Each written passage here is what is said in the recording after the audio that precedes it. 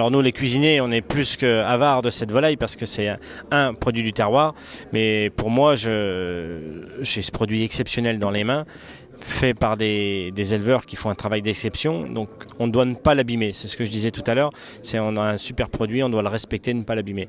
Et quand on voit le produit et que nos clients goûtent, des fois on nous dit la volaille elle est énormément goûteuse, elle est un peu plus ferme que les autres, je leur dis c'est normal, c'est pas de la glace vanille non plus, c'est une volaille qui a été élevée, qui a marché, qui a couru, qui a été musclée, donc nous on retire quand même les nerfs des cuisses, c'est important, mais le but c'est de promouvoir un produit d'exception qui est à côté de chez nous.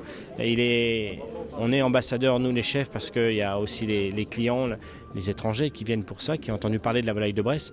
Donc ils veulent absolument goûter la volaille de Bresse. Donc nous on est vecteurs d'un travail de gens passionnés pour le transmettre, c'est tout. Bien sûr, c'est ce que je dis, il y a plein de bonnes volailles, toutes les autres volailles sont bonnes, mais celle-là elle est très bonne. Pourquoi ? Parce qu'elle a tout. La façon dont elle a été élevée, la façon dont elle a été nourrie, la mise en épinette, Rachel l'expliquait tout à l'heure, c'est un travail de titan qu'ils nous font les éleveurs. Sur la longueur, 4 mois, c'est une chaîne, mais il y a un travail d'exception qui est fait, mais ça se ressent dans le produit. Et ça, c'est pour ça que je dis que c'est la meilleure volaille du monde, et c'est vrai qu'il n'y a pas meilleur.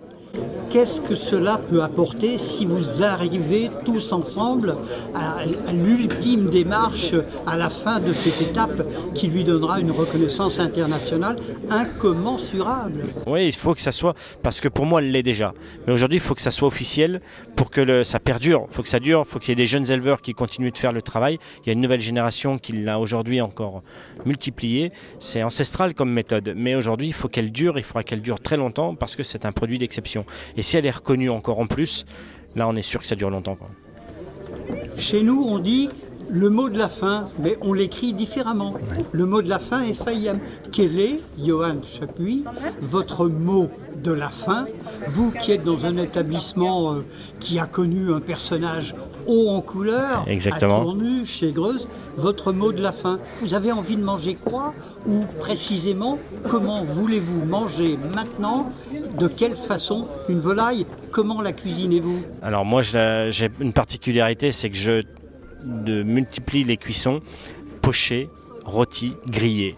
Et je fais une cuisson sur les blancs et une cuisson sur les cuisses, parce que pour moi ça n'a pas le même degré à atteindre, mais simplement quand on mange la cuisse qui est grillée, on l'a mis un petit peu au sel avant, on l'a aromatisée, et on l'a pochée, on l'a rôti et après on l'a grillé. Et là on a un goût d'exception, on a envie de même de prendre les doigts et de se lécher les doigts, et l'odeur quand elle cuit, il n'y a que cette volaille, il n'y a que la volaille de Bresse que vous sentez. Quand on rentre dans ma cuisine, on peut dire il y a de la volaille de Bresse qui cuit. Et comme dirait Georges Blanc, on la mange avec les doigts. Exactement, il a raison, et quand on suce même l'os, on se rend compte qu'il y a encore du goût.